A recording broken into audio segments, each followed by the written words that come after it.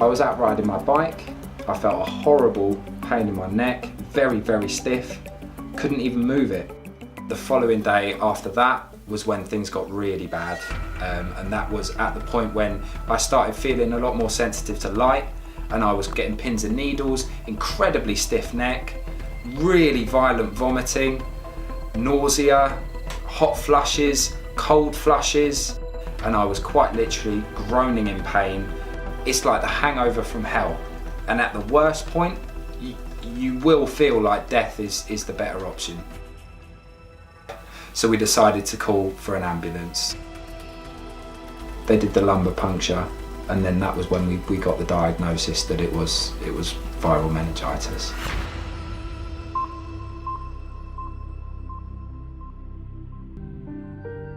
When I got home, I did notice that I was a lot slower. My speech was slightly slower.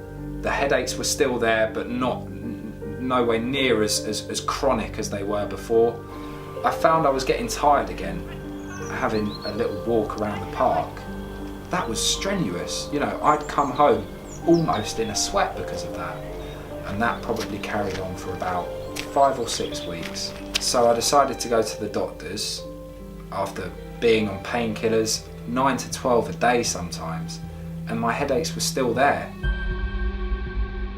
And then it was after that, I then turned to craniosacral therapy. The first session of craniosacral therapy, it just put me in a world of peace. I never felt that relaxed. I just remember feeling so spacious after having a head that felt that closed and cloudy. I just felt so relaxed, I could barely even speak. And after that session, I remember going home feeling better. So the one thing I will never forget about the whole ordeal is the fear of never getting over these headaches, never getting over that nausea feeling, and feeling distant from everyone else, even your closest friends and your closest family. But it's important to know that you will get better with the correct treatment.